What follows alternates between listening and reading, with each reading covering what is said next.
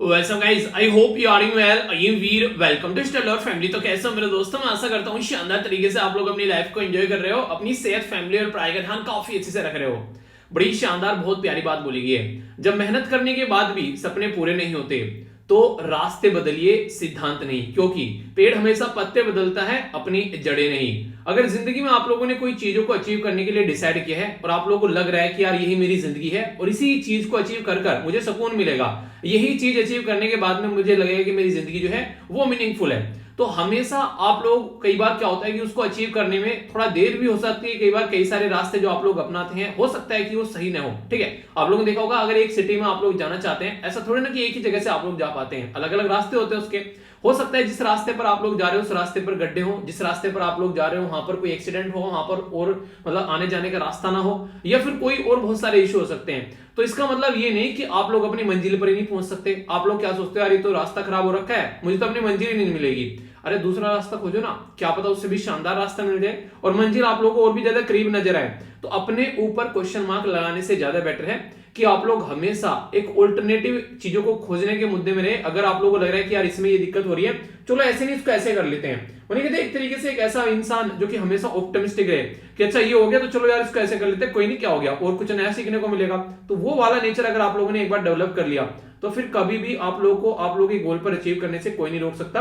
बस थोड़ा सा हो सकता है कभी कभी टाइम थोड़ा ज्यादा लग जाए, पर आप लोग अपने रास्ते के जो नए रास्ता खोजोगे उसके होते हुए अपनी नई मंजिल पर आप लोग जरूर पहुंचोगे। काफी शानदार ये डिस्कशन आज का आप लोगों का रहेगा, अच्छे से एंजॉय कीजिएगा। इसी के साथ में जो मॉर्निंग में उठ रहे हैं, ऑल द बेस्ट, जो कि डेली कोशिश कर रहे हैं। कई सारे बच्चे ऐसे जो ट्राई कर रहे हैं उठने की, उठ नहीं पा रहे हैं, पर लेकिन अगर ट्राई करते रहोगे तो अपने आप को जरूर उस जोन में पाओगे, क्योंकि शरीर भी आप लोगों का ये यार, आप लोगों ने इसको इस आदत में डाला है तो उस वाली आदत में भी आप लोग डाल ही सकते हो, कोई बड़ा काम नहीं है। ठीक है, तो अगर आप लोगों को लग रहा है कि मॉर्निंग में उठकर पढ़ाई करनी चाहिए तो अपनी पढ़ाई को जरूर अच्छे से लेकर चलिए। और कैसा रहा आज का दिन और कैसा आप लोग नेक्स्ट डे को लेकर चलना चाहते हैं, कितना परसेंट आप लोगों ने अचीव किया आज का डे, उसके बारे में आप लोग जरूर लिखिएगा, या फिर कमेंट बॉक्स में भी लिख सकते हैं आप लोग, अगर आप लोगों को कंफर्टेबल लगता है तो डिस्कशन को आगे बढ़ाते हैं। टकटकी लगाकर देखिएगा और एंजॉय कीजिएगा लेक्चर को। और वही बात है कि मौज लो, रोज लो, नहीं मिले तो खोज लो, यानी कि खुश रहना सीखो जिंदगी में। अगर खुश रहोगे नहीं तो फिर दिक्कतें देखने को मिलेगी। पहले एक बार नजर डालते हैं क्या क्या हम लोग डिस्कस करने वाले हैं। International day of women's and the girls, जो साइंस के बारे में बात करेंगे, इन द साइंस। देखिए आप लोगों ने नॉर्मली देखा होगा लड़कियों को कि कोई काम करती है तो हाँ ये लड़कियों के काम का काम नहीं है, ठीक है, इनको तो वो काम करना चाहिए। तो ऐसी कई सारी धारणाएं हैं, तो बात करूंगा उसके बारे में भी। उसके ऊपर यूपीएससी के द्वारा मेंस में भी क्वेश्चन पूछा जा चुका है पहले, आखिर कौन सा एरिया है जहां पर नॉर्मली लड़कियों को अलाउ नहीं किया जाता है, तो उसके बारे में भी समझेंगे। वर्ल्ड यूनानी डे के बारे में हम लोग जानेंगे, तो एक मेडिसिन का सिस्टम है, इसकी थीम क्या है वो समझेंगे। वर्ल्ड डे ऑफ सिक 2022, ठीक है, तो समझेंगे आखिर क्या है और इसकी भी थीम क्या है हम लोग समझेंगे। अभी रिसेंटली यहाँ पर अर्जेंटीना के पास में एक आइलैंड है जिसको लेकर यहाँ पर चाइना और ब्रिटेन जो है आपस में लड़ पड़े हैं। ये तो अलग मुद्दा है कि चाइना और ब्रिटेन लड़ पड़े, पर लेकिन वो क्यों लड़ पड़े, इसकी उन्हें कहते हैं कि चींटी की कतार कहां जाती है वो हम लोग समझेंगे। तो इस आइलैंड को एक और नाम से पुकारा जाता है यहाँ पर, जिसको बेसिकली बोलते हैं यहाँ पर मालवियंस आइलैंड। तो ये आइलैंड जो है क्या है, उसका नाम आप लोग को बताना है, NECTAR। तो यहाँ पर ये क्या है बेसिकली, जिसके तहत सैफ्रॉन यानी कि जो केसर होता है उसके बारे में हम लोग बात करेंगे। अभी हमारे देश में अरुणाचल प्रदेश और मेघालय में सैफ्रॉन के कल्टीवेशन को उगाने की बात की जा रही है और काम भी इसके ऊपर हम लोग कर रहे हैं, तो समझेंगे पूरा डिटेल में। संस्कृत में क्या कहते हैं सैफ्रॉन को, ऐसे हिस्ट्री के अंदर आप लोगों से क्वेश्चन बन जाते हैं कई बार, जो टर्मिनोलॉजी को लेकर आप लोगों ने देखा होगा एंसेंट जो हिस्ट्री होती है उसके अंदर कई सारे ऐसे क्वेश्चन पूछ लिए जाते हैं, तो जानेंगे डिटेल में। चंद्रयान 3 के बारे में बात की जा रही है कि लॉन्च किया जाएगा आने वाले टाइम में, तो इसी के चलते चंद्रयान 3 में क्या होने वाला है और चंद्रयान 2 में क्या हुआ उसके बारे में हम लोग समझेंगे, ताकि पूरे अच्छे से आप लोग माइंड में उसको क्लियर कर सको। देखिए बेसिक बैकग्राउंड के साथ में अगर चीजों को क्लियर करते हुए आगे बढ़ोगे ना तो कभी भी जिंदगी में कोई दिक्कतें देखने को नहीं मिलेगी, तो इसलिए चीजों को अच्छे से क्लियर करना सीखो। ठीक है, इसी के साथ में वीडियो को एंड तक देखिएगा, जो कल मैंने आप लोगों को पढ़ाया था उसका रिवाइज भी करा दूंगा थोड़ा सा, ताकि लंबे समय तक आप लोग चीजों को याद रख पाओगे। ठीक है, तो इस तरीके की चीजों को आप लोग को लेकर चलना है, तो बहुत सारी चीजें आप लोगों को जानने को मिलेगी, तो अच्छे से चीजों को एंजॉय कीजिएगा। ओके, तो आइए आगे बढ़ते हैं, एक एक चीजों को देखते हैं ढंग से, फिर उसके बाद में आप लोग देखिएगा कि काफी कॉन्फिडेंस आप लोग अंदर से फील करेंगे। पर लेकिन ये यार चीजों को देखिए रेगुलर करने में चीजें होती हैं, आप लोगों को ऐसा थोड़ा ना कि एक दिन आप लोगों ने रनिंग करना स्टार्ट कर दिया और अगले दिन आप लोग हुसैन बोल्ट बन गए हो। हमेशा आप लोग कॉन्फिडेंस ना आराम आराम से आता है। कॉन्फिडेंस की खूबसूरती यही है कि अगर आप लोग मेहनत करना स्टार्ट कर दोगे तो आप लोगों के अंदर आराम आराम से बढ़ना स्टार्ट हो जाएगा। ठीक है, पर जब आप लोग मेहनत छोड़ दोगे फिर वो आराम आराम से घटना स्टार्ट हो जाएगा। इंटरेस्टिंग चीज बताऊं आप लोगों को, आप लोगों ने जैसे मान लीजिए एक कोई घर बनाया और घर बनाने के बाद में आप लोगों को लगा कि साइड में एक दीवार और होनी चाहिए, तो आप लोगों ने इतनी ऊंची वो दीवार करी और फिर बनाकर छोड़ दी। 2 साल हो गए, 3 साल हो गए, वो दीवार आप लोगों को वहीं की वहीं नजर आ जाएगी। अच्छा ये इतनी बना रखी थी, चलो इसके ऊपर और काम करना है, करेंगे, ठीक है। पर लेकिन रियलिटी में अगर आप लोग बोलो कि हाँ हम लोगों को क्या करना है, अपनी पढ़ाई है इतनी हम लोगों ने कर ली और फिर छोड़ दी, भाई साहब वो घटना स्टार्ट हो जाएगी, भूल जाओगे सारे। हेल्थ अपनी बना ली इतनी, इतना वेट कर लिया, फिर उसके बाद में एक्सरसाइज करनी छोड़ दी, भाई साहब कुछ दिनों बाद में फिर से हालत खराब हो जाएगी। तो शरीर जो है वो इस तरीके से बनाया गया है कि आप लोग ऐसा नहीं बोल सकते कि बस एक बार कर लिया और फिर छोड़ दिया। रेगुलरली काम करना पड़ेगा, आंसर राइटिंग प्रैक्टिस करनी है, एमसीक्यू आप लोगों को प्रैक्टिस करना है। ये सारे वो गेम है जिनको आप लोगों को डेली खेलना पड़ेगा। एक दिन खेलोगे और एक दिन नहीं खेलोगे, या फिर एक दिन खेलने के बाद में 10 दिन नहीं खेलोगे, तो जिंदगी जो है वो आप लोगों को वहीं पर ही ले जाकर रख देगी जहां से उसने स्टार्ट किया था। तो हमेशा इन चीजों में थोड़ा सा सोचिए, समझिए कि हाँ किस तरीके से आप लोग जिंदगी को लेकर चलना चाहते हैं, और उसी को डेली रेगुलर प्रैक्टिस करिए। बोरिंग लगेगा आप लोगों को कभी कभी अगर आप लोग इंटरेस्ट लेकर उस काम को नहीं करोगे, पर लेकिन उस बोरिंग में ही आप लोगों को अपनी एंटरटेनमेंट ढूंढना है, तभी आप लोग जिंदगी को एंजॉय कर पाओगे।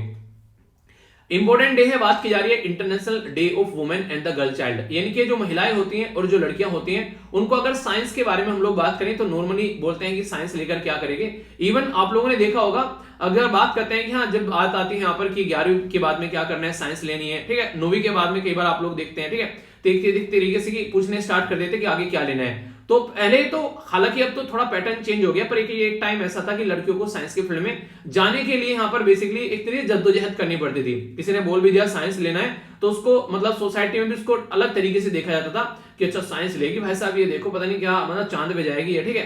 तो आप लोगों ने कई बार इस चीज देखी ना कि हर साइंस वाइंस छोड़ो हम साइंस ले ले, तो वाले मुद्दे हैं। पर लेकिन आज के टाइम पैटर्न चेंज हो रहा है, पर ऐसा नहीं कि चेंज हो ही चुका है, तो अभी उसके ऊपर और काम करना काफी ज्यादा बाकी है। तो 11 फरवरी का जो डे है वो इसी के लिए दिया गया है। देखिए कोई भी डे अगर हम लोग डिस्कस करते हैं ना, उसके पीछे आप लोगों को मुद्दा देखने को मिलेगा कि वो चीज कहीं ना कहीं गलत डायरेक्शन में जा रही है, या तो यह देखने को मिलेगा उसको सही करने की कोशिश की जा रही है, या फिर उसको याद करने की कोशिश की जा रही है कि हाँ ऐसा कुछ है, उसको आप लोगों को याद करना है, यानी किसी ने कोई महान काम कर दिया उसको याद करना है, ठीक है, या फिर सोसाइटी में कुछ गलत डायरेक्शन में चीज जा रही है उसको सुधारना है, तो इसलिए डे सेलिब्रेट किए जाते हैं। तो एम क्या है कि रिकॉग्नाइज किया जा सके एक तरीके से रोल ऑफ द जो वुमेन यानी कि लड़कियां और जो औरतें हैं उनका साइंस और टेक्नोलॉजी के फील्ड में। तो इसके चलते फुल इक्वल एक्सेस होना चाहिए, उनका पार्टिसिपेशन होना चाहिए यहाँ पर वुमेन और गर्ल का साइंस के अंदर में। तो थीम इसी के बेस पर रखी गई है, यानी कि पूरे साल जो एरिया फोकस देने वाले हैं उसको थीम बोलते हैं। और यहाँ पर बात की जा रही है इक्विटी, डाइवर्सिटी और इंक्लूजन, वोटर यूनिट अस, ठीक है। तो एक तरीके से आप लोग व्हाट एक तरीके से वोटर यूनाइट अस, यानी कि ये जो सारी चीजें हैं ये हम लोग को यूनाइट करती हैं। तो कहने का मतलब यहाँ पर ये कि अगर बात करें साइंस के फील्ड में तो आप लोगों को उससे क्वेश्चन बने हुए यहाँ पर एग्जाम में अगर पेपर उठाकर देखेंगे तो STEM के बारे में आप लोगों से पूछा गया था। S का मतलब होता है साइंस, T का मतलब टेक्नोलॉजी, E का मतलब होता है इंजीनियरिंग और M का मतलब होता है मैथमेटिक्स। नॉर्मली लड़कियों को बोला जाता है कि वो ये वाले एरिया के लिए नहीं बनी हुई है और इनको इग्नोर किया जाता है। तो यूपीएससी में इसी के ऊपर क्वेश्चन पूछा गया स्टेम के ऊपर। तो ये स्टेम आप लोग याद रखकर आंसर राइटिंग में भी यूज कर सकते हैं, तो काफी इंपॉर्टेंट है, ठीक है। तो ये था बेसिकली यहाँ पर एक इंपॉर्टेंट डे जो मैंने आप लोगों से डिस्कस किया। आगे बात करते हैं, आप लोगों ने आयुर्वेदा, यूनानी, योगा इन सब चीजों के बारे में नॉर्मली सुना होगा। तो ये हेल्थ सिस्टम को इंप्रूव करने का एक सिस्टम आप लोग बोल सकते हैं, ठीक है। तो यहाँ पर ये डे जो है ये बेसिकली जैसे आप लोग योगा डे के बारे में बात करते हैं, ठीक है, तो इसी तरीके से आप लोग यहाँ पर जो यूनानी है, यूनानी डे भी इसी तरीके से आप लोगों को देखने को मिलेगा। एक सिस्टम है जो कि यहाँ पर काफी इंपॉर्टेंट यहाँ पर नजर आता है। तो योगा डे हो गया, ऐसे यूनानी हो गया। तो यूनानी मेडिसिन सिस्टम के बारे में आप लोगों ने नॉर्मली सुना होगा।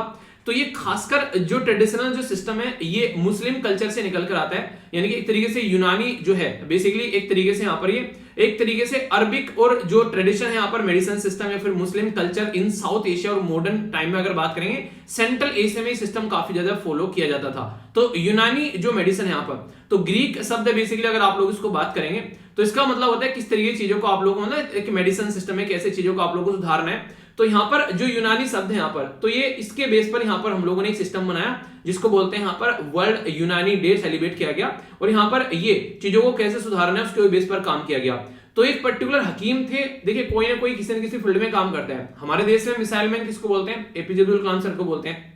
इसी तरीके से अलग अलग नाम पर आप लोगों ने देखा होगा, ठीक है। ई श्रीधरन को क्या बोलते हैं? उनको बोलते हैं हम लोग मेट्रो मैन ऑफ इंडिया, ठीक है। तो ये क्या है, इन्होंने इस फील्ड में कुछ ना कुछ काम किया है। तो 11 फरवरी को क्यों ये डे रखा गया है? बर्थ एनिवर्सरी यहाँ पर एक यूनानी स्कॉलर थे जिनका नाम था यहाँ पर हकीम अजमल खान, ठीक है।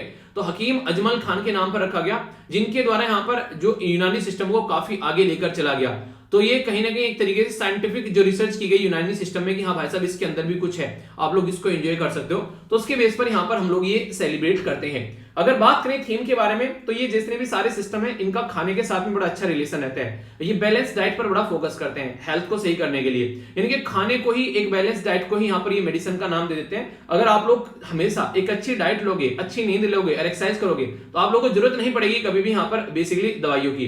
तो diet and the nutrition in जो यहाँ पर यूनानी मेडिसिन है for the good health and wellbeing, ये यहाँ पर अब की बार की थीम इनके द्वारा रखी गई है। ठीक है, तो इंपॉर्टेंट है, इसके बारे में आप लोग याद रख सकते हैं। एक और डे है यहाँ पर, और खासकर अगर बात करें 2020 और 21 में लिए अगर आप लोग काउंट करोगे, तो यहाँ पर ये जो डे है ये काफी इंपॉर्टेंट आप लोग को देखने को मिलेगा, क्योंकि बात की जा रही है वर्ल्ड डे ऑफ द सिक 2022, यानी कि जो बीमार इंसान आप लोगों ने देखा होगा नॉर्मली, ठीक है, तो किस तरीके से उसको सुधारना है, तो लोगों को कहीं ना कहीं एक तरीके से एनकरेज किया जाता है यहाँ पर कि केयर के ऊपर ध्यान दिया जाए। ठीक है, तो कहीं ना कहीं आज की डेट में भी आप लोगों ने देखा होगा कई बार यहाँ पर कई सारे लोग जो है बीमार रहते हैं। ठीक है, कई सारी ऐसी बीमारियों के नाम होंगे, उनको छुआछूत की कैटेगरी में डाल देते हैं कि हाँ यार ये वाली बीमारी है, इस इंसान के पास भी मत जाना। ठीक है, कुष्ठ रोग का नाम मैंने आप लोगों को पढ़ाया था। ठीक है, तो वो क्या था यहाँ पर, अगर किसी को हो जाए तो इवन उसकी शादी तक टूट जाती थी, जबकि वो लाइलाज बीमारी थी पहले कभी, पर आज के डेट में तो लाइलाज बीमारी नहीं है ना। तो इस तरीके से आप लोग समझ सकते हैं। तो 11 फरवरी को ये डे सेलिब्रेट किया जाता है और एनकरेज करता है basically people of the God Catholic health institution और सिविल सोसाइटी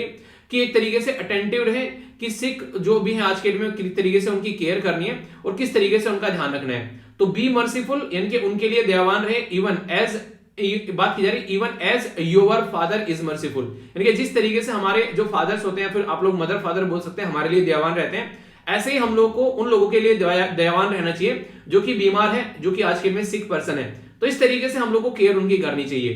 तो एक तरीके से यहाँ पर ये बातें समझाने की कोशिश की जा रही है कि सबको हम लोग को साथ में लेकर चलना चाहिए, ऐसे किसी को इग्नोर नहीं करना चाहिए। तो इसके चलते यहाँ पर ये डे सेलिब्रेट किया जाता है। ठीक है, तो तीनों डे हैं। कई बार आप लोगों ने देखा होगा एक नंबर आप लोगों का, एक नंबर का एक क्वेश्चन आप लोगों का बन जाता है, और एक क्वेश्चन जो है नॉर्मली 2 नंबर का होता है। तो इसके चलते कई बार कई सारे क्वेश्चन पूछ ले जाते हैं, तो हल्का हल्का सा आइडिया रखोगे तो कोई कंफ्यूजन आप लोगों को नहीं देखने को मिलेगा। तो 3 जो डे है, तीनों की थीम मैंने आप लोगों को बता दी, यहाँ पर एक आइडिया ओवरव्यू आप लोगों को होना चाहिए। ओके, काफी इंपोर्टेंट यहाँ पर ये न्यूज आप लोगों के लिए हो सकती है, खासकर जब 2 कंट्री आपस में लड़ रही हैं, तो यहाँ पर हम लोग देखते हैं कि यहाँ पर ये मुद्दा क्या चल रहा है। ठीक है, और अगर यहाँ पर ये जो कंट्री लड़ रही है, इंटरनेशनल लेवल पर इसका क्या इंपैक्ट पड़ सकता है और हमारे देश पर भी क्या कोई इंपैक्ट पड़ सकता है उसका, तो ऐसी न्यूज आप लोगों को नॉर्मली देखने को मिलती है।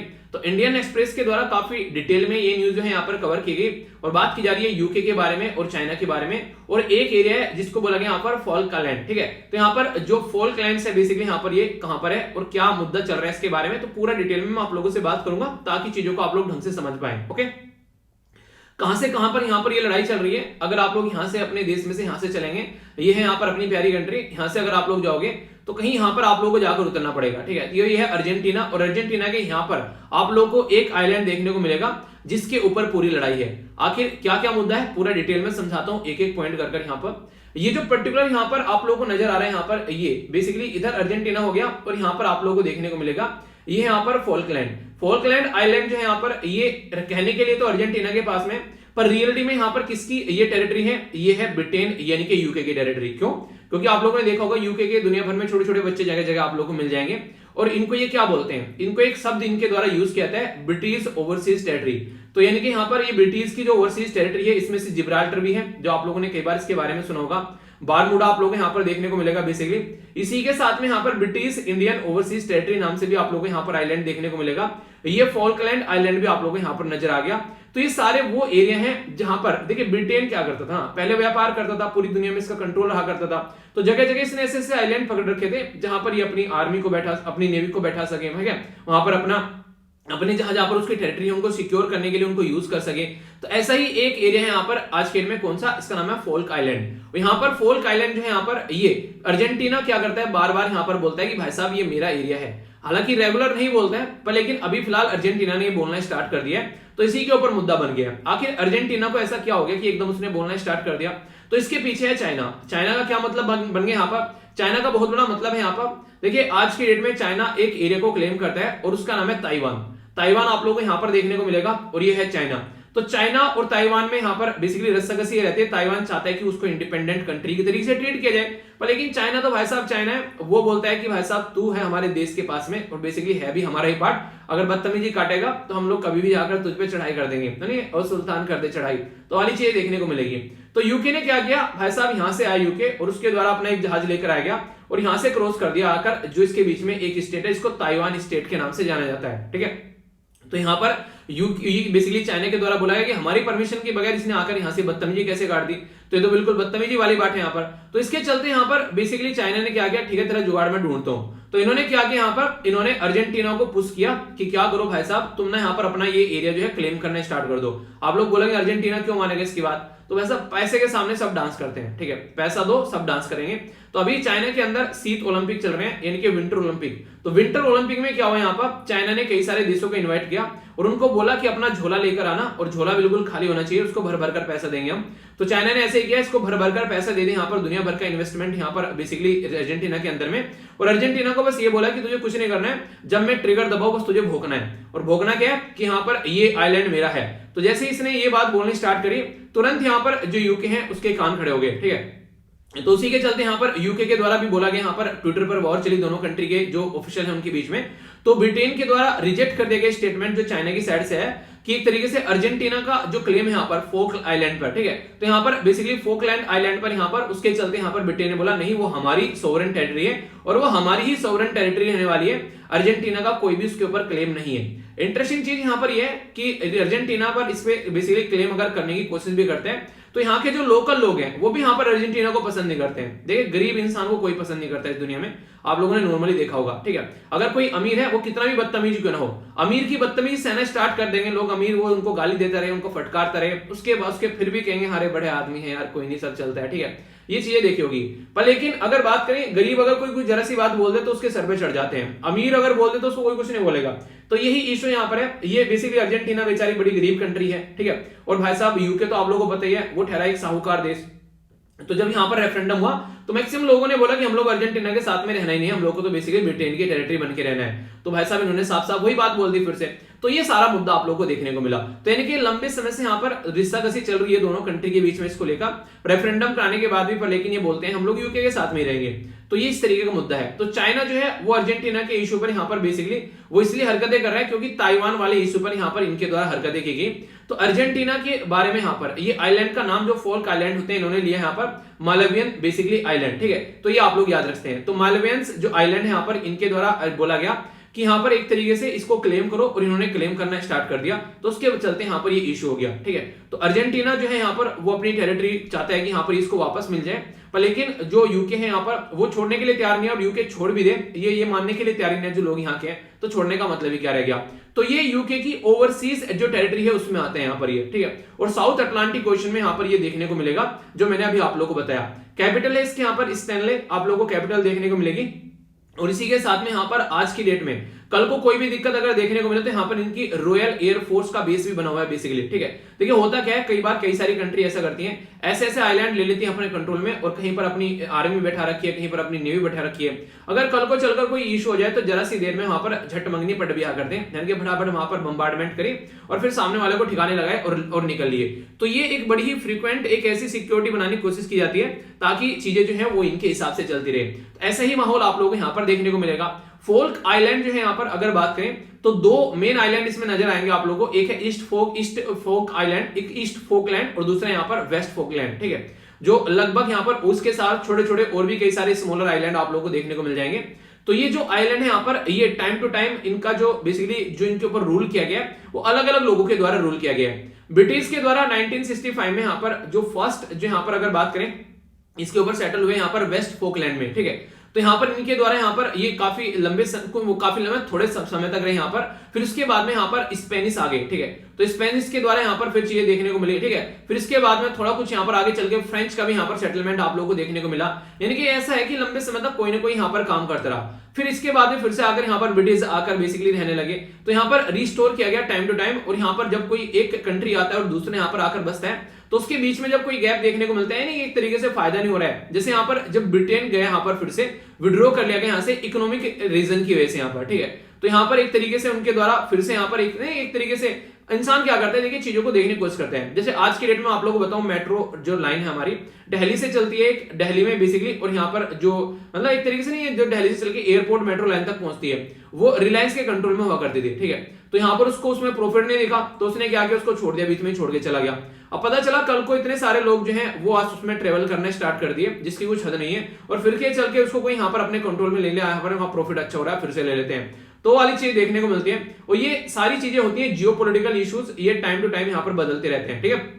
तो उसके चलते भी इश्यूज देखने को मिलते हैं। स्पेन जो है यहाँ पर उसका जो सेटलमेंट हुआ फिर यहाँ पर ईस्ट फोकलैंड आइलैंड पर, ये 1811 तक का, और उसके बाद में 1820 में फिर यहाँ पर अर्जेंटीना गवर्नमेंट जो है उसके द्वारा डिक्लेयर कर दिया गया इंडिपेंडेंट स्पेन से 1816 में, और उनके द्वारा बोला गया हमारी सोवरेनिटी यहाँ पर फोक आइलैंड के ऊपर, ठीक है। तो ये मुद्दे चलते रहे, कभी कोई बोल रहा है हमारा है, कभी कोई बोल रहा है हमारा है, तो ये बातें चलती रही।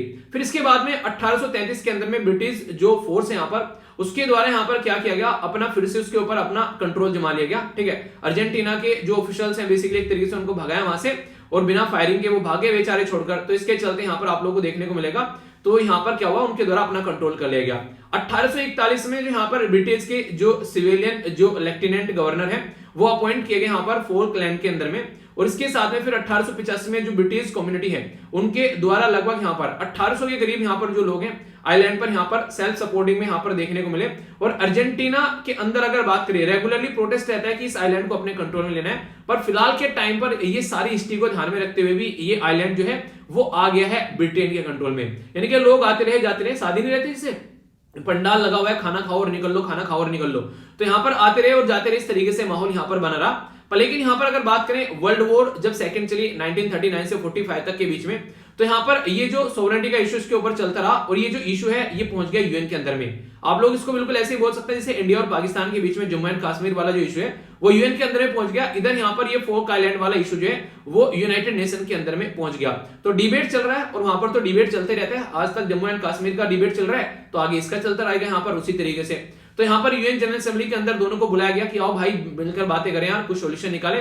पर लेकिन रियलिटी में इन सब चीजों का सॉल्यूशन निकलता है नहीं। क्यों? क्योंकि एक अगर बोल दे छोड़ दो, दूसरा बोल दे कि तुम इसको पकड़ लो, तो ऐसी नॉर्मली लोग जो एक्सेप्ट करते नहीं। हम क्यों छोड़ दे भाई साहब, वो क्यों पकड़ ले भाई साहब, तो वो इशू आप लोगों को देखने को मिलेंगे। तो चाइना के द्वारा यहाँ पर भी उसी मुद्दे को उठा दिया गया यहाँ पर पैसे देके, और चाइना इन हरकतों के लिए काफी ज्यादा जाना जाता है। आप लोग नॉर्मली अगर देखोगे तो यहाँ पर ब्रिटेन और अर्जेंटीना जो है, हालांकि उस मुद्दे को साइड में रखते हुए थोड़ा सा अपने नॉर्मल तो रिलेशन उनके द्वारा कर लिए गए, पर लेकिन अभी भी जो पूरा मुद्दा है बेसिकली यहाँ पर ब्रिटेन के पास में आप लोगों को ये आइलैंड देखने को मिलेगा, ये मुद्दा आप लोग बोल सकते हैं। और इसके साथ में यहाँ पर 2000 के करीब जो ट्रूप्स हैं यहाँ पर ब्रिटेन के, वो कंटिन्यूअसली वहां पर रहते हैं कि कल को कोई भी झड़प हो जाए तो सिचुएशन को संभाला जा सके, ठीक है। अभी फिलहाल यहाँ पर 2009 में एक नया कॉन्स्टिट्यूशन भी यहाँ पर लेकर आया गया, तो प्रॉपर वहां पर एक डेमोक्रेटिक गवर्नमेंट वहां पर चल रही है आज के डेट में। और रेफरेंडम जो मैंने स्टार्टिंग में आप लोगों को बताया था 2013 में यहाँ पर कराया गया, तो उनके द्वारा सबके द्वारा ब्रिटिश ओवरसीज टेरिटरी का पार्ट बने रहने की बात की गई यहाँ पर। क्यों? क्योंकि अमीर देश है तो खाना पीना मिलता रहेगा, टाइम पर सारी चीजें मिलती रहेंगी। पता चला यहाँ पर उनके पास में आगे अर्जेंटीना के, वहां उनके वैसे खाने पीने के लाले पड़े रहते हैं, तो इसके चलते यहाँ पर ये है, इन्होंने बिल्कुल साफ साफ मना कर दिया कि हाँ भाई साहब हम तो इसी के साथ में रहेंगे। यूक्रेन वाला मुद्दा देखा, क्रीमिया और यूक्रेन वाला, क्रीमिया ने रेफरेंडम किया, रेफरेंडम में तुरंत यहाँ पर उन्होंने रसिया को सपोर्ट कर दिया। क्यों?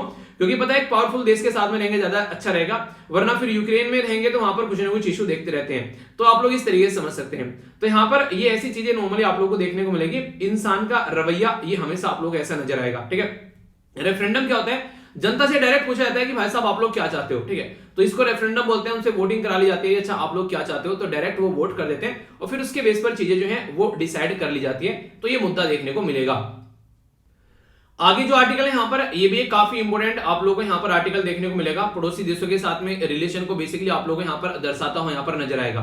तो क्या क्या बातें यहाँ पर एक एक कर यहाँ पर बातें करेंगे। यहाँ पर कई सारी ऑर्गेनाइजेशन के बारे में आप लोगों से बातें करूंगा। ये जो आर्टिकल है यहाँ पर पीआईबी यानी कि प्रेस इंफॉर्मेशन ब्यूरो के अंदर यहाँ पर कवर किया गया, तो इसके चलते काफी इंपोर्टेंट ये आर्टिकल हमारा हो जाता है। तो समझने की कोशिश करते हैं कई सारी बातें, जिसके चलते आप लोग चीजों को समझ पाएंगे।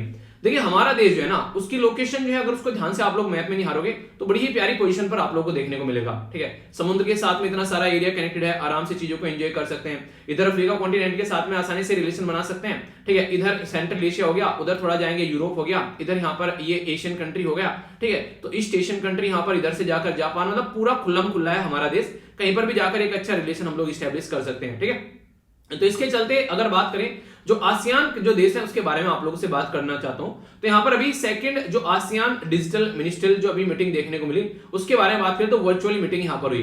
तो फाइनलाइज किया गया इंडिया आसियान जो डिजिटल वर्क यहां पर 2022 के लिए तो कोलैबोरेट कर रहे हैं एक दूसरे के साथ में। तो जो यहां पर ADZMIN यानी कि आसियान जो यहां पर बेसिकली आप लोगों को देखने को मिलेगा डिजिटल मिनिस्ट्रियल, तो उसके बारे में बात की जा रही है। तो यहां पर इसके अंदर कौन कौन से मेंबर आप लोगों को देखने को मिलेंगे, सबसे पहले तो ये पता होना चाहिए। तो इसके अंदर आप लोगों को नजर आएगा बेसिकली आसियान के अंदर बात करेंगे तो आप लोगों को नॉर्मली ये कंट्री देखने को मिलेगी। इसके बारे में कई बार क्वेश्चन भी पूछ ले जाता है। बेसिक इंफॉर्मेशन अगर आप लोगों को पता रहेगी तो चीजों को एंजॉय कर पाओगे। और आसियान अभी यहां पर और भी ज्यादा न्यूज में है तो इसके बारे में थोड़ा और भी पता होना चाहिए। आप लोग बोलोगे क्यों है न्यूज में, तो ये जो न्यूज में अभी ये है बेसिकली म्यांमार की वजह से। म्यांमार जो है वो आसियान का मेंबर है और 1997 में उसके द्वारा उसको ज्वाइन किया गया था। और म्यांमार में जो नॉर्मली डेमोक्रेटिकली इलेक्टेड जो गवर्नमेंट थी उसको सलाखों के पीछे फेंक रखा है और फिलहाल जो मिलिट्री वहां पर रूल कर रही है और इसमें भी चाइना का बहुत बड़ा योगदान है इसको सिचुएशन को इस मुकाम पर पहुंचाने के लिए। तो एस्टेब्लिशमेंट जो किया गया भाई साहब यहां पर वो 8 अगस्त ये 1967 में किया गया। और कई बार पुराने क्वेश्चन पूछे जा चुके हैं कि ये तो बताओ एक बार कि यहां पर कि किसके थ्रू किया गया, तो बैंकॉक डिक्लेरेशन, ठीक है। तो यहां पर ये बैंकॉक के खिलाड़ी थे, यहां पर ये बैंकॉक डिक्लेरेशन जिसको आसियान डिक्लेरेशन भी यहां पर बोला जाता है, तो ये यहां से निकल कर आया। ये 5 जो पांडव थे इनके द्वारा मिलकर काम किया गया, यानी कि 5 पांडव मतलब 5 कंट्री, ठीक है। तो यहां पर इंडोनेशिया, मलेशिया, फिलीपीन, सिंगापुर और थाईलैंड इनके द्वारा मिलकर यहां पर बेसिकली ये पर्टिकुलर जो ग्रुप बनाया गया। और आगे चलकर टाइम टू टाइम इसमें कंट्री जो है वो ऐड होना स्टार्ट हो गई। ब्रुनोई होगी 1984 में, वियतनाम हो गया 1995 में, लाओस हो गया, फिर म्यांमार हो गया 1997 में। याद रखिएगा क्वेश्चन बन जाए अगर कि लाओस किसके साथ में ज्वाइन हुआ था, फिर म्यांमार के साथ में कौन सी कंट्री ज्वाइन हुआ था, तो ऐसी बातें पूछी जा सकती हैं। कंबोडिया हो गया 1999 में। तो ऐसे चीजें आप लोगों से नॉर्मली क्वेश्चन की फॉर्म में पहले ही पूछी गई हैं। आप लोगों से G20 के मेंबर पूछे गए तो आसियान के तो बड़ी आसानी से पूछे जा सकते हैं एग्जाम में, तो इसलिए इसके बारे में याद रखिएगा। और खासकर अभी बहुत ज्यादा न्यूज में भी आ गया है तो इसके चलते भी क्वेश्चन आप लोगों से बन सकता है, ठीक है। बैकग्राउंड इंफॉर्मेशन के साथ पता होना चाहिए। तो आसियान कंट्री मैंने आप लोगों को बताई थी कौन कौन सी यहाँ पर। इसके साथ में जो डायलॉग पार्टनर है जो मिलकर काम कर रहे हैं तो है ऑस्ट्रेलिया, कनाडा, इसी के साथ में China, European union, India, Japan, Republic of Korea और इसी के साथ में न्यूजीलैंड, रसिया, यूके और यूएसए।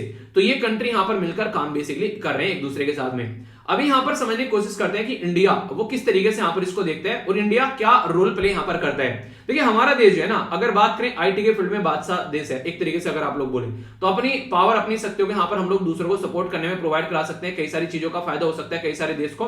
तो उसी के चलते आज की डेट में बहुत सारे जो मोबाइल यहां पर आज के में आप लोग देखा होगा चोरी होते हैं, ठीक है, कई सारे नकली मोबाइल यहां पर देखने को मिलते हैं। तो उसको टैकल करने के लिए भी हम लोग एक दूसरे के साथ में काम कर रहे हैं। पता चला कोई भी मोबाइल है चोरी का माल इधर उधर बेचा जा रहा है तो वो सारी चीजें ना देखने को मिले, तो उसके चलते आप लोग यहां पर नजर आएगा।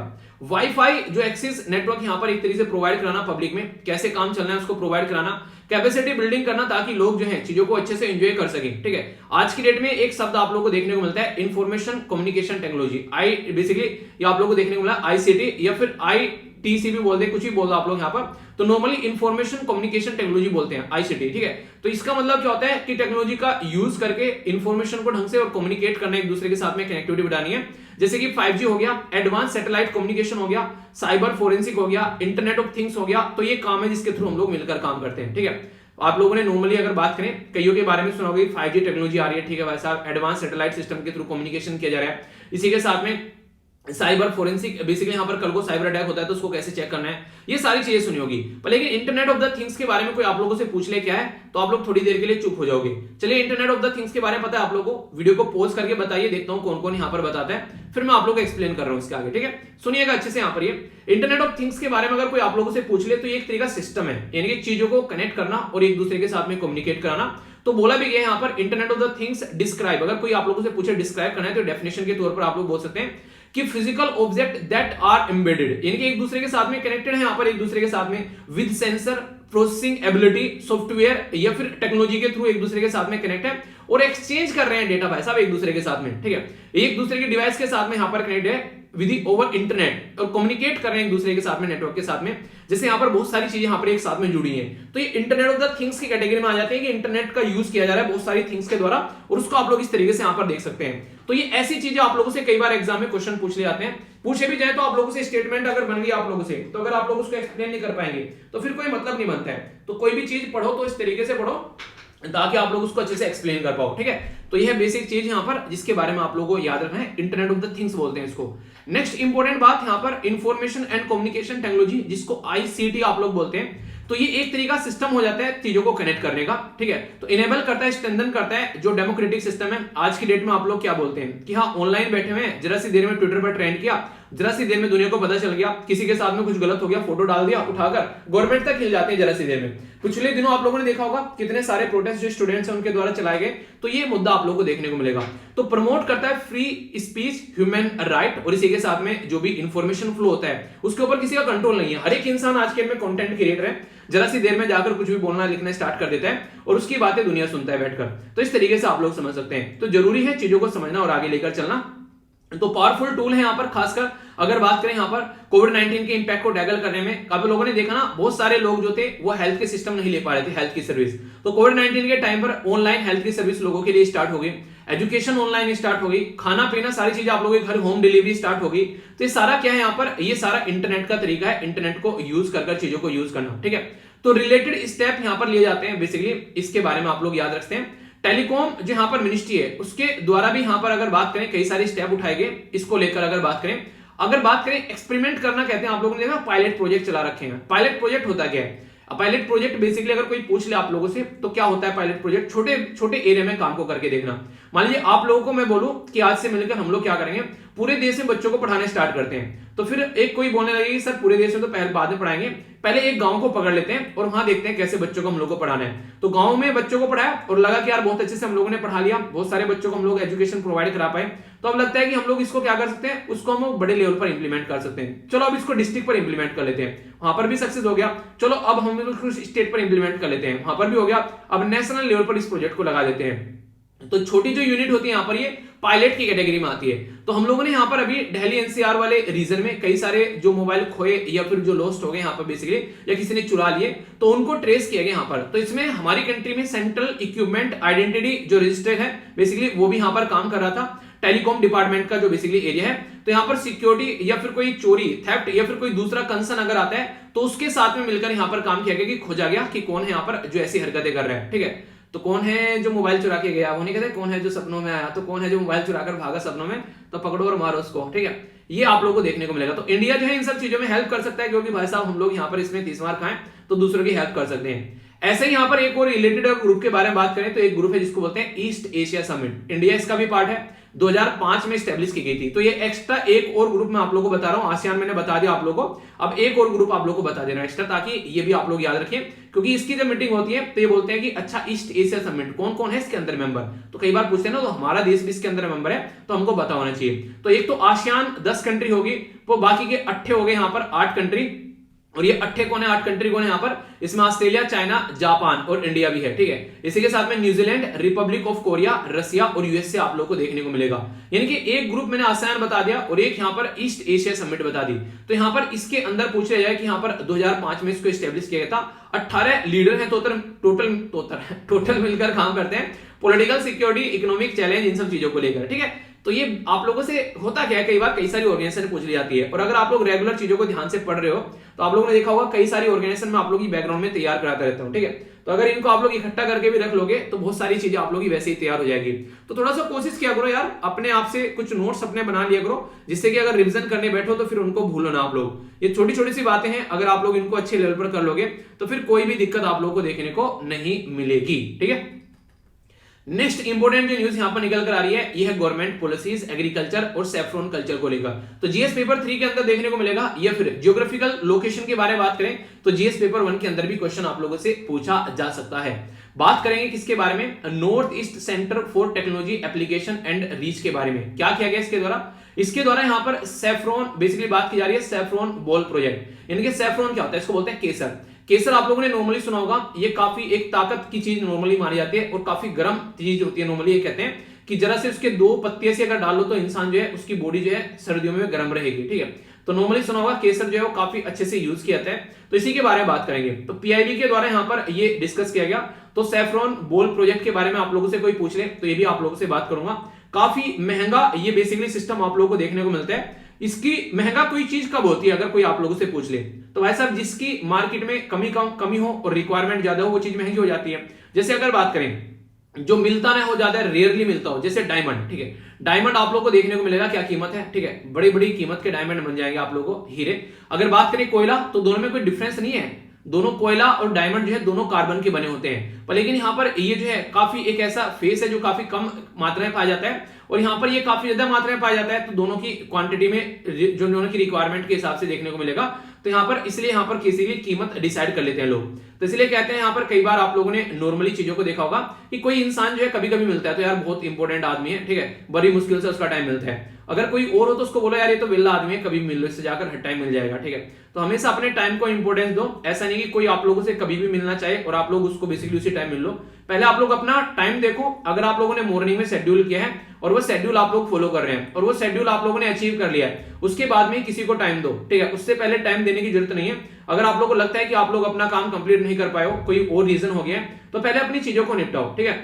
ऐसा नहीं कि आप लोगों से कोई पूछे यार ये इस टाइम मिल जाओगे क्या, अगर उसको लग रहा है कि आपको लग रहा है कि उसको ज्यादा जरूरी है, हाँ कुछ ऐसा इशू बन गया बहुत इंपॉर्टेंट है, तो ही आप लोग को वहां पर उसको बेसिकली टाइम देना चाहिए, ठीक है। इससे क्या होगा, आप लोग अपने टाइम को इफेक्टिवली यूटिलाइज कर पाओगे, और सामने वाले का भी टाइम जो है, अगर वो समझदार होगा तो अपने टाइम को इफेक्टिवली यूटिलाइज करेगा कि हाँ चलो ये नहीं आया तो कुछ अच्छा काम कर लेते हैं, और वरना उसकी जिंदगी है वो जैसा भी करे उसको डिसाइड करने दो, आप लोग अपने पर कंट्रोल कर सकते हो, ठीक है। नॉर्मली आप लोगों ने देखा होगा अगर जूते के अंदर कंकड़ आ जाए, ठीक है, तो आप लोग क्या करते हो नॉर्मली, ठीक है, तो कंकड़ को निकालकर बाहर फेंकते हो ना। अगर मान लीजिए एक रास्ता है, रास्ते पे जगह जगह कंकड़ पड़ी हुई है, तो आप लोग क्या करोगे, उन कंकड़ों को सबको उठा उठाकर फेंकोगे कि रास्ते पे कंकड़ पड़ी हुई है, नहीं, आप लोग जूता पहन लोगे बेसिकली और कंकड़ों के ऊपर को निकलकर चले जाओगे, ठीक है। तो कहने का मतलब है कि दूसरे की आदत आप लोग चेंज नहीं कर सकते हो। अब कंकड़ों को थोड़ी ना उठा उठाकर फेंकोगे सबको, पर लेकिन जूता पहनते आप लोग के रास्ते जो आसान हो गए, आप लोग जूता पहनो और निकल जाओ वहां से।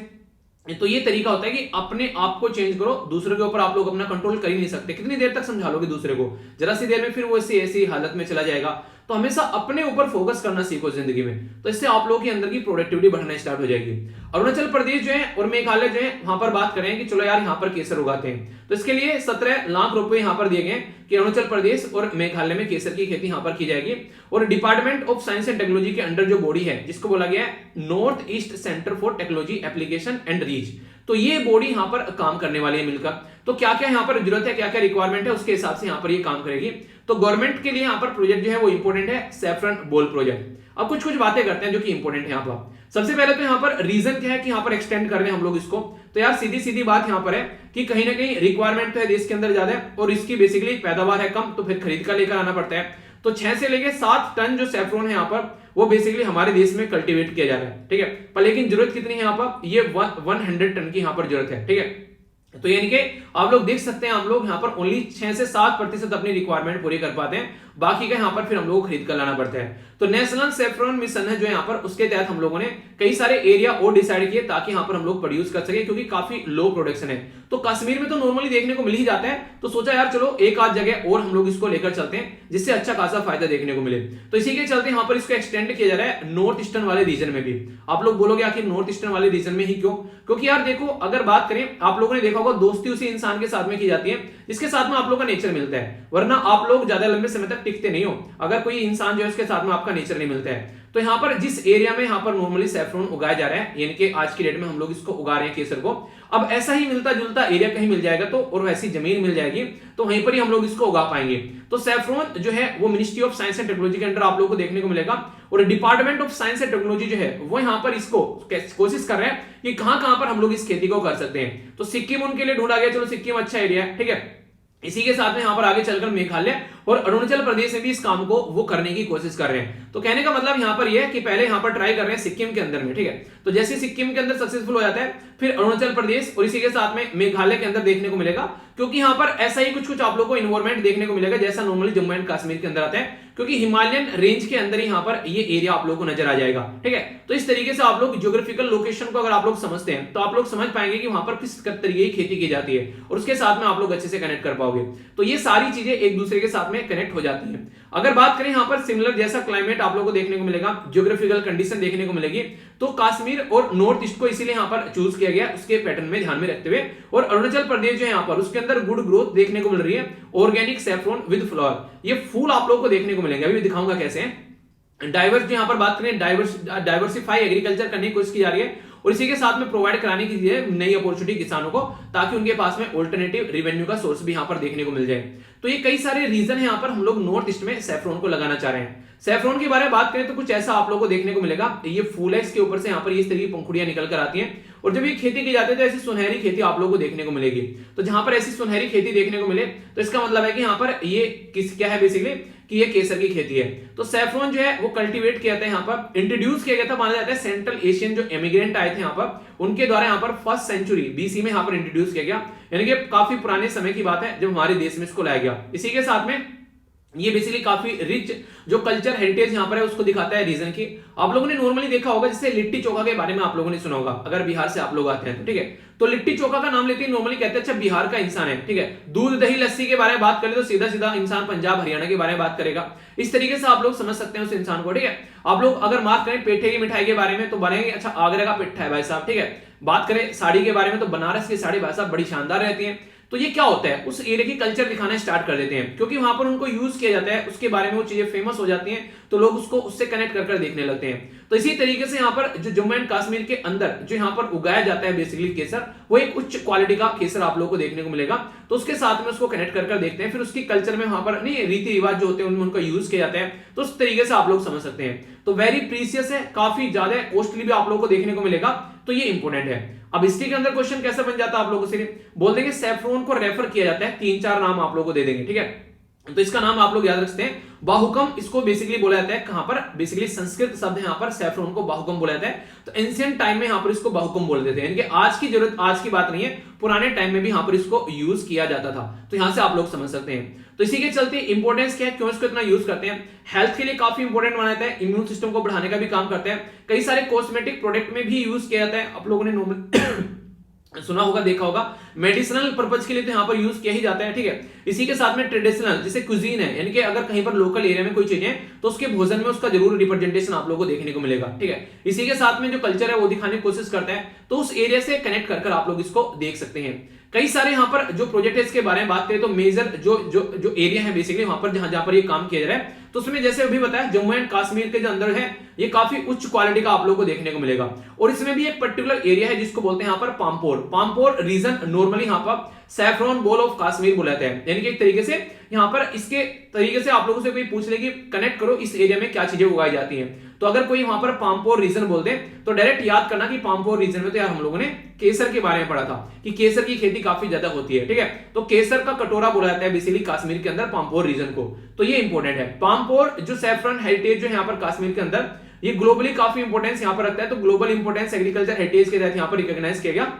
आज के डेट में और भी कई सारे एरिया हैं, जैसे यहाँ पर बेसिकली बुदगाम हो गया, श्रीनगर हो गया, इसी के साथ में किश्तवाड़ डिस्ट्रिक्ट हो गया, तो यहाँ पर भी उगाए जाते हैं, पर लेकिन पामपोर वाला रीजन अलग रीजन में देखने को मिलेगा। और कश्मीर के अंदर जो सैफरॉन है यहाँ पर इसको अभी रिसेंटली जीआई टैग भी दिया गया था, अभी नया ताजा, ठीक है। तो जितना ताजा केसर है यहाँ का उतना ही ताजा जीआई टैग अभी दिया गया। जीआई टैग क्या होता है, इसको बोलते हैं ज्योग्राफिकल इंडिकेशन। ज्योग्राफिकल इंडिकेशन यानी कि भौगोलिक संकेत, यानी कि उस एरिया की क्वालिटी बताता है भाई साहब ये कि हाँ इस एरिया में यहाँ पर ये चीजें पाई जाती हैं, तो एक तरीके से ओरिजिनल क्वालिटी का है। तो इस तरीके से आप लोग समझ सकते हैं। अभी कई सारे इनिशिएटिव हैं यहाँ पर हमारे देश में, जैसे नेशनल सैफरॉन मिशन 2010 में इसको लॉन्च किया गया, ताकि प्रॉपर एरिया में हम लोग जहां पर भी इसको कैसे इरिगेशन वगैरह प्रोवाइड करानी है कि एक तरीके से सिंचाई वगैरह वहां पर होनी चाहिए, सैफरॉन को कैसे प्रोड्यूस करना है, कैसे लेकर चलना है। और अभी इंस्टीट्यूट ऑफ हिमालयन जो यहाँ पर बायो रिसोर्स टेक्नोलॉजी है उसके द्वारा गवर्नमेंट ऑफ हिमाचल प्रदेश के साथ में मिलकर भी काम किया जा रहा है, ज्वाइंट मिशन है यहाँ पर। तो सैफरॉन आप लोगों को देखने को मिलेगा और एक हींग है यहाँ पर बेसिकली, ठीक है, केसर और हींग है यहाँ पर जिसके चलते इनका व्यापार किया जाता है, ठीक है। तो ये क्या मतलब हो गया, इसका मतलब यहाँ पर ये हो गया कि जैसे एक खेती हो रही है एक एरिया में, ठीक है, तो अब देख रहे हैं यहाँ पर ये खेती हो रही है, तो उस देखा जाता है कि उसके जैसा माहौल कहां पर और है, अगर हम लोग उनको आगे बढ़ाना चाहते हैं। तो अभी इन दो चीजों के ऊपर हम लोगों ने काम करना स्टार्ट किया, हमने मतलब यहाँ पर HIHBT के द्वारा, ठीक है, तो इंस्टीट्यूट ऑफ हिमालयन बायोस्फीयर जो टेक्नोलॉजी है उसके द्वारा यहाँ पर ये काम किया गया। ओके, अगर इसके साथ में आप लोग देखते हैं यहाँ पर तो सैफरॉन जो हींग है यहाँ पर ये, तो ये स्टैंडर्ड लेवल की आप लोगों को देखने को मिलेगी, और खासकर ये काफी लार्ज स्केल पर एक्सपोर्ट भी की जाती है। एक तरीके से स्टैंडर्डाइज जो चीजें हैं हम लोग उसको एक्सपोर्ट करते हैं, तो जो लोकल एरिया के जो किसान हैं उनको काफी ज्यादा फायदा भी इससे देखने को मिल जाता है, ठीक है। तो ये बेसिक बात है, मैंने आप लोगों को बताई, कोई कंफ्यूजन आप लोगों को इसको लेकर नहीं होना चाहिए। आगे चलते हैं यहाँ पर, ये काफी इंपोर्टेंट एक आर्टिकल आप लोग बोल सकते हैं बेसिकली साइंस और टेक्नोलॉजी के बारे में, और बात की जा रही है यहाँ पर चंद्रयान के बारे में। अभी हम लोगों ने चंद्रयान फर्स्ट देखा था, अभी चंद्रयान 2 आ गया था, फिर चंद्रयान 3 आ गया, ठीक है। तो चंद्रयान फर्स्ट कब लॉन्च किया गया था वो आप लोगों को बताना है। अभी मैं आप लोगों से बात करूंगा चंद्रयान 2 और चंद्रयान 3 के बारे में। अभी बात की जा रही है चंद्रयान 3 में जो मिशन है उसको अगस्त के महीने में यहाँ पर बेसिकली एग्जीक्यूट करने के बारे में बात की जा रही है, ठीक है। इसके चलते बेसिकली यहाँ पर डिपार्टमेंट के द्वारा यहाँ पर प्लान किया गया एग्जीक्यूट करने का मिशन इन अगस्त 2022। चंद्रयान 3 जो है यहाँ पर बेसिकली ये आप लोगों ने देखा कि चंद्रयान 2 यहाँ पर आया था 2019 में, जिसके चलते यहाँ पर हम लोग चाह रहे थे कि चांद के ऊपर अपनी सॉफ्ट लैंडिंग कराएं। तो इसमें क्या क्या मिशन था तो बात करूंगा, ये हिंदू के अंदर भी कवर किया गया था आर्टिकल, जिससे आप लोग चीजों को समझ सके। चंद्रयान के बारे में आप लोग याद रखिएगा, जो चंद्रयान मिशन 2 था उसमें 3 कंपोनेंट आप लोगों को मेन देखने को मिल रहे थे। एक तो था ऑर्बिटर, यानी कि जैसे ही यहां से धरती से ये मिशन जाता के मतलब गया, यहां पर चांद के ऑर्बिट में घूम रहा है, इसको बोलते हैं ऑर्बिटर। तो ऑर्बिटर में घूमकर इनके चांद के चारों ओर घूम घूमकर वो इन्फॉर्मेशन ले रहा है और वो इन्फॉर्मेशन फिर यहां पर ट्रांसफर कर रहा है, जिसके बारे में हम लोग जान पा रहे हैं। दूसरा था यहाँ पर विक्रम, जिसको बोलते हैं लैंडर। विक्रम साराभाई जी के नाम पर इसका नाम विक्रम रखा गया। इसका पर्पज ये था कि जाकर चांद की सतह पर लैंड करेगा और जैसे ये लैंड करेगा इसके अंदर से ये रोवर यानी कि एक तरीका खिलौने तक गाड़ी होती है छोटी छोटी खिलौने वाली, वो निकलेगी और वो यहाँ पर जमीन पर घूमेगी और इसकी सतह के बारे में जानेगी चांद के। ये पूरा प्रोजेक्ट यहाँ पर कंप्लीट किया गया था, ठीक है। पर लेकिन ये पूरा प्रोजेक्ट कंप्लीट नहीं हुआ, क्यों? क्योंकि हाथ प्रोजेक्ट यहाँ पर कंप्लीट हुआ। हम लोगों ने जो नॉर्मली ऑर्बिटर है वो तो हम लोगों ने उतार दिया, ऑर्बिट में घूमता रहा, पर लेकिन सॉफ्ट लैंडिंग हम लोग नहीं करा पाए। सॉफ्ट लैंडिंग का मतलब क्या है? ये जो लैंडर है ये ऐसे ऐसे आराम से जाता और चांद की सतह पर जाकर बैठ जाता और इसके बाद में इसके ढक्कन खुलते और यहां से जाके निकल जाता। ये होती है सॉफ्ट लैंडिंग, ठीक है, आराम से, यानी कि ये टूटा तो फूटता नहीं, पर लेकिन हम लोगों ने सॉफ्ट लैंडिंग नहीं करा पाए। ये जाकर धड़ाम से लगा उस पर चांद की सतह पर, हार्ड सरफेस थी, टूटकर इसके फरकच्चे उड़ गए और फिर इसका तो पता नहीं बेचारा खिलौने का क्या हुआ। तो इसलिए यहां पर माना जाता है कि काफी ज्यादा नेगेटिव डायरेक्शन में इसका इंपैक्ट वहां पर देखने को मिला। तो ये इसके बारे में बेसिक बातें हैं जो कि आप लोग यहां पर याद रख सकते हैं फिलहाल के टाइम पर। चंद्रयान जो 3 है अभी हम लोग जब लॉन्च करेंगे, इसके बाद में हम लोग यहाँ पर लुनार जो यानी कि चांद की सरफेस को एक्सप्लोर करने की बात करें 2024 में, चांद बेसिकली जापान के साथ ही मिलकर हम लोग काम करने के लिए तैयार है, ठीक है। तो अभी यहाँ पर एक और मिशन रहेगा, उसमें अनदर ऑर्बिटर और इसी के साथ में लैंडिंग मॉड्यूल देखने को मिलेगा। तो यहाँ पर हाफ तो देखिए इसको कहते हैं सॉफ्ट लैंडिंग, ऐसे ऐसे जाकर आराम से रखा जाए वहां पर, ठीक है, ऐसे नीचे से आराम से रखे, पर लेकिन वो जब ऐसे आगे पड़ेगा और फिर ऐसे टप्पा खा के जाएगा बिल्कुल लेदर की बॉल के तरीके से, तो फिर तो कहानी खराब हो जाएगी ना। तो ऑर्बिटर तो उसके बारे में बात की जा रही है, तो इसको समझ सकते हैं आप लोग यहाँ पर। तो यहाँ पर आगे आने वाले टाइम में जो 2 के बाद में अभी 3 जो आ रहा है उसको ढंग से लेकर चलने की बात की जा रही है, ठीक है। तो यहाँ पर बात की जा रही है ऑर्बिटर जो था उस टाइम पर बताया मैंने, जैसे जैसे जो चिक्के देखने को मिली यहाँ पर लैंडर के साथ में, तो वो सारी चीजें। अभी यहाँ पर चंद्रयान 2 जो मिशन है यहाँ पर ये, तो उसके अंदर आप लोगों को ऑर्बिटर, लैंडर और रोवर देखने को मिले थे जो मैंने भी आप लोगों को बताए, ठीक है। तो उसके बारे में समझ सकते हैं आप लोग यहाँ पर। तो बाकी यही है कि यहाँ पर ऑर्बिटर जो है यहाँ पर एक तरीके से मून के चारों ओर यहाँ पर 100 किलोमीटर की उसमें कक्षा में वहां पर घूम रहा है। लैंडर वगैरह जो थे वो सेपरेट होने थे, वो तो वो एक अलग काम देखने को मिला। इनके नाम जरूर याद रखिएगा, विक्रम साराभाई जी के नाम पर नाम रखा गया था लैंडर का, और रोवर का नाम रखा था प्रज्ञान, ठीक है। प्रज्ञान का मतलब होता है बेसिकली विजडम, ठीक है। तो ये काफी इंपोर्टेंट है। और जीएसएलवी मैक 3 के थ्रू यहाँ पर, MK3 के थ्रू यहाँ पर इसको भेजा गया था, जिसको बाहुबली बोला गया था, काफी ताकतवर यहाँ पर ये व्हीकल था, ठीक है। नॉर्मली पीएसएलवी के थ्रू चीजें जाती है और यहाँ पर अभी जीएसएलवी के थ्रू हम लोगों ने चीजें पहुंचाई थी, तो इसके चलते ये काफी ज्यादा न्यूज में आ गया था। तो बेसिक इंफॉर्मेशन माइंड में अगर क्लियर रहती है तो फिर कभी भी आप लोगों को कोई डाउट देखने को नहीं मिलेगा, ठीक है। आई होप कि माइंड में आप लोग क्लैरिटी आई होगी। तो क्या क्या हम लोगों ने देखा, हम लोगों ने 3 इंपोर्टेंट डे देखे यहाँ पर। पहले women and the girl child के बारे में बात की गई, STEM सिस्टम क्या होता है वो मैंने आप लोगों को समझाया। वर्ल्ड यूनानी डे के बारे में बात करी, इसकी थीम वगैरह हम लोगों ने देखी। इसी के साथ में वर्ल्ड डे ऑफ सिक, इसके बारे में हम लोगों ने बात की। इसी के साथ में एक मैप बेस्ड क्वेश्चन भी आप लोगों यहाँ पे बन सकता है फोकलैंड आइलैंड के बारे में, और चाइना के साथ में क्या क्या मुद्दा है वो सारा मैंने आप लोगों को समझाया। इसी के साथ में एक कॉन्सेप्ट था ब्रिटिश ओवरसीज टेरिटरी किसको बोलते हैं, वो भी हम लोगों ने यहाँ पर बात की, और बाकी इनके बीच में क्या क्या मुद्दा चल रहा है वो हम लोगों ने समझा। तो कोई कंफ्यूजन आप लोगों को इसको लेकर नहीं होना चाहिए, डिटेल में बातें कर ली, ठीक है। आगे हम लोगों ने बात की यहाँ पर बेसिकली आसियान के साथ में। तो एक तो हम लोगों ने देखा कहां से न्यूज आई, किसके साथ में मिलकर काम किया गया, आसियान कंट्री के साथ में, डिटेल में समझा, ठीक है। और क्या क्या हम लोगों ने देखा यहाँ पर, वो सारी बातें हम लोगों ने जानी डिटेल में, जो कि आप लोगों को यहाँ पर पता होना चाहिए बिना किसी कंफ्यूजन के, ठीक है। ईस्ट एशिया समिट भी एक्स्ट्रा इन्फॉर्मेशन हो गई। आगे बात करें यहाँ पर एग्रीकल्चर, इन सब चीजों के बारे में हम लोगों ने जाना, ठीक है। तो यहाँ पर केसर की खेती के बारे में डिटेल में बातें की आप लोगों से, कहां पर उगाई जाती है, क्या क्या चीजें यहाँ पर, किस तरीके से संस्कृत में क्या बोला जाता था, ठीक है। तो ये सारे मुद्दे ऐसे हैं जो कि माइंड में आप लोगों की क्लैरिटी लेकर आएंगे, ओके। इसी के साथ में चंद्रयान के बारे में बात की, तो मिशन जो है चंद्रयान 2, चंद्रयान 3 के बारे में, जापान के साथ में नेक्स्ट मिशन, और यहाँ पर किसको क्या बोला जाता है, ये सारी बातें हम लोगों ने जानी। तो कोई कंफ्यूजन आप लोगों को नहीं होना चाहिए। अब क्वेश्चन है आप लोगों के सामने, इनको आप लोगों को अटेम्प्ट करना है, ठीक है। तो तीनों की थीम पहले तो आप लोगों को बतानी है, यहाँ पर इस आइलैंड को बेसिकली क्या नाम दिया गया है वो आप लोगों को बताना है, 2 क्वेश्चन उसके बारे में, ठीक है। इसी के साथ में संस्कृत में क्या बोला जाता है वो बताना है, और चंद्रयान के बारे में बात की, तो प्रज्ञान क्या था यहाँ पर और विक्रम क्या था, इसके बारे में आप लोगों को पता होना चाहिए, ठीक है। अब यहाँ पर थोड़ी सी बात कर लेता हूं वर्ल्ड पल्सेस डे के बारे में। ये यहाँ पर थीम क्या थी इसकी, कौन सी मिनिस्ट्री के द्वारा यहाँ पर पावरथॉन अभी स्टार्ट किया गया ये बताना था। WWS क्या है यहाँ पर, इसके बारे में मैंने डिस्कस किया था।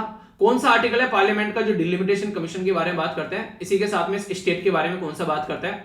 अमेंडमेंट के बारे में आप लोगों से बात की, यहाँ पर बेसिकली जो नॉमिनेशन था कम्युनिटी का आप लोगों से डिस्कस किया था। यहाँ पर बात की थी प्राइम मिनिस्टर साहब के द्वारा स्टैच्यू ऑफ इक्वलिटी को लॉन्च किया गया था, तो किस एरिया में इसको लॉन्च किया गया ये बताना था। इसी के साथ में वायनाड जो वाइल्ड लाइफ सेंचुरी है, ठीक है, वायनाड वाइल्ड लाइफ सेंचुरी ये केरला के अंदर में है, तो इसको स्टैब्लिश किया गया था। तो किसका पार्ट है यहाँ पर ये, और काबिनी रिवर जो है वो किसकी ट्रिब्यूटरी है, ये मैंने पूछा था, ठीक है। तो ये सारे क्वेश्चन के आंसर है। Pulses to empower youth in achieving the sustainable और एग्री फूड सिस्टम, तो ये थीम थी यहाँ पर। मिनिस्ट्री ऑफ पावर यहाँ पर आप लोगों को देखने को मिलती है। वैनाड वाइल्ड लाइफ सेंचुरी जो है वो केरला में है। इसी के साथ में यहाँ पर नीलगिरी बायोस्फीयर रिजर्व का पार्ट है ये। काबिनी रिवर याद रखेंगे यहाँ पर, ये बेसिकली कावेरी रिवर का एक ट्रिब्यूटरी है। आर्टिकल 82 यानी कि 82 जो है यहाँ पर वो डिलिमिटेशन कमीशन पार्लियामेंट से रिलेटेड बात करता है कि एक्ट बनाएगा। आर्टिकल 170 जो है यहाँ पर ये बेसिकली डिवाइड करता है टेरिटरी कैसे करनी है, स्टेट से रिलेटेड बात करें सेंसस के बाद में। इसी के साथ में 95 कॉन्स्टिट्यूशन अमेंडमेंट किया गया था, मैंने आप लोगों से डिस्कस किया था कि एंग्लो इंडियन कम्युनिटी के रिजर्वेशन 10 साल के लिए और बढ़ा दिया गया था। अभी फिलहाल कौन सा अमेंडमेंट किया गया जिसके बेस पर ये बंद कर दिया गया, वो आप लोगों को बताना है, एंग्लो इंडियन कम्युनिटी के लिए रिजर्वेशन, ठीक है। आगे बात करें प्राइम मिनिस्टर साहब के द्वारा, तो एक स्टेच्यू इनोग्रेट किए गए हैदराबाद के अंदर में, ये यहाँ पर था किसके नाम पर था, यहाँ पर ये था यहाँ पर रामानुजाचार्य जी से रिलेटेड, ठीक है, जिसको भक्ति सेंत एक तरीके से जिनके द्वारा काफी बड़ा रोल प्ले किया गया।